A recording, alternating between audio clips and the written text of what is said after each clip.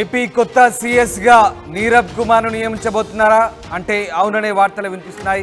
1987 బ్యాచ్కు చెందిన నీరబ్ కుమార్ గతంలో చంద్రబాబు హయాంలో కీలక శాఖలకు ముఖ్య కార్యదర్శిగా పనిచేశారు. ప్రస్తుతం అటవీ, పర్యావరణ, సైన్స్ అండ్ టెక్నాలజీ శాఖ ప్రిన్సిపల్ సెక్రటరీగా పనిచేస్తున్నారు.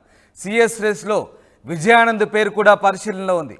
1992 బ్యాచ్కు చెందిన విజయానంద్ వీరి తర్వాత సీనియర్ అధికారిగా ఉన్నారు.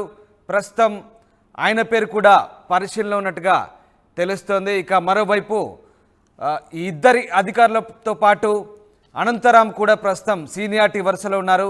శ్రీలక్ష్మి, గోపాలకృష్ణ ద్వివేది, రజత్ భార్గవ్ ఉన్నారు. అయితే నీరబ్ కుమార్ వైపే చంద్రబాబు మొగ్గు చూపుతున్నట్టుగా తెలుస్తోంది. ఇవాళ అధికారికంగా ఉత్తర్వులు ఇచ్చే అవకాశం కనిపిస్తోంది.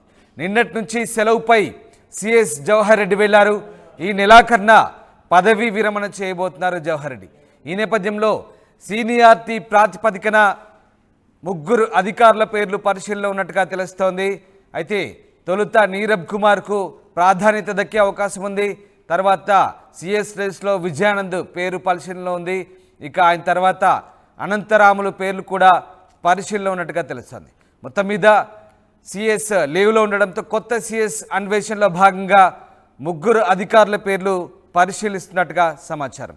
ఎస్, మా ప్రతినిధి రాజేష్ జైన్ అవుతున్నారు. రాజేష్, చీఫ్ సెక్రటరీ రేస్లో దాదాపు ముగ్గురు అధికారులు ఉన్నట్టుగా తెలుస్తోంది. సీనియారిటీ ప్రాతిపదికన ఎవరికి ప్రాధాన్యత దక్కే అవకాశం ఉంది? ముఖ్యమంత్రి కాబోయే ముఖ్యమంత్రి చంద్రబాబు ఎవరి వైపు మొగ్గు చూపే అవకాశం ఉంది?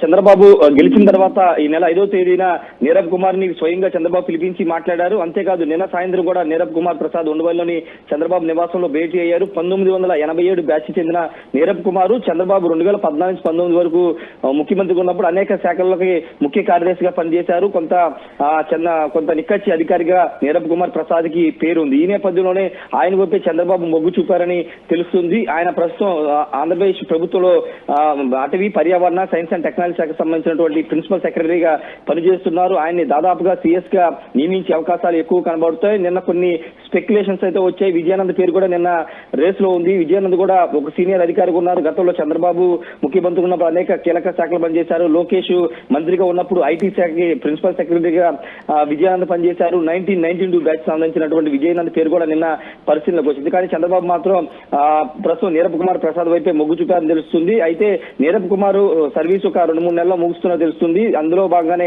ఆయన ముందు సిఎస్ గా నియమించి ఆయన పదవీ కాలం ముగిసిన తర్వాత విజయానంద్ వైపు వెళ్లే అవకాశం స్పష్టంగా అయితే కనబడుతుంది. సిఎస్ జవహర్ రెడ్డి నిన్నటి నుంచి ఆయన సెలవు పెట్టారు. సెలవులో వెళ్లిపోయారు. ఆయన పదవీ కాలం కూడా ఈ నెలాఖరుతో ముగుస్తున్న నేపథ్యంలో ఇప్పుడు కొత్త సిఎస్ ఎవరైనా దానిపైన చర్చ జరుగుతున్న నేపథ్యంలో పాలనా పరంగా అదేవిధంగా చంద్రబాబు నాయుడు కొంత తెలిసిన వ్యక్తిగా ఉన్నటువంటి నీరబ్ కుమార్ ప్రసాద్ వైపే చంద్రబాబు మొగ్గు చూపారు. ఆయన పేరు దాదాపుగా ఖరారైనట్టు తెలుస్తుంది. ఈ రోజు ఉత్తర్వులు కూడా ఇచ్చే అవకాశం అయితే ఉంది రామదాస్. ఎందుకంటే నిన్న సాయంత్రం ఆంధ్రప్రదేశ్ తో పాటు దేశవ్యాప్తంగా 6 గంటలకి ఎన్నికల కోడ్ ముగిసింది కాబట్టి ఇప్పుడు ప్రభుత్వాలు నిర్ణయాలు తీసుకోవచ్చు, జీవోలు కూడా ఇచ్చుకోవచ్చు. కాబట్టి ఈ రోజు జిఐడి నుంచి నీరబ్ కుమార్ ప్రసాద్ సంబంధించినటువంటి సిఎస్ నియామకానికి సంబంధించినటువంటి జీవో కూడా వచ్చే అవకాశం అయితే కనబడుతుంది. మరోవైపు వాస్తవంగా అంటే సిఎస్ ఎంపిక చేసే క్రమంలో ఒక 4-5 సీనియర్ అధికారుల పేర్లు పరిశీలించి వాళ్ళు సీనియారిటీతో పాటు ఆయనకున్నటువంటి అనుభవం అన్ని కూడా పరిశీలించిన తర్వాతే నిర్ణయం తీసుకుంటుంది. అయితే ఇప్పుడు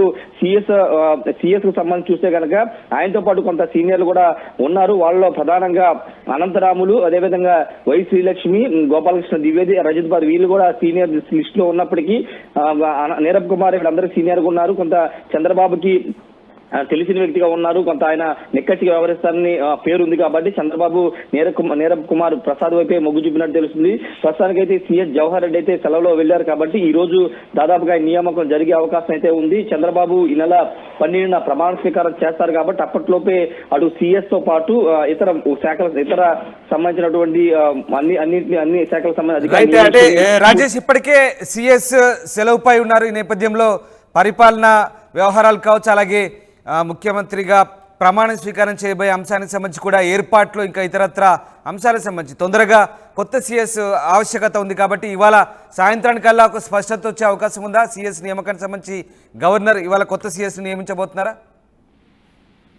ఖచ్చితంగా సాయంత్రానికి ఉత్తర్వులు అయితే వస్తాయని తెలుస్తుంది. ఎందుకంటే నిన్న కూడా నీరబ్ కుమార్ ప్రసాద్ చంద్రబాబుతో భేటీ అయ్యారు కాబట్టి ఈ రోజు ఉత్తర్వులు దాదాపుగా వచ్చే అవకాశం కనబడుతుంది. చంద్రబాబు ప్రమాణ స్వీకారానికి సంబంధించి నిన్న సాయంత్రం జిఏడి పొలిటికల్ సెక్రటరీగా ఉన్నటువంటి సురేష్ కుమార్ నిన్న చంద్రబాబుతో భేటీ అయ్యారు. ప్రమాణ స్వీకారం సంబంధించిన ఏర్పాట్లన్నీ కూడా చంద్రబాబు వివరించారు.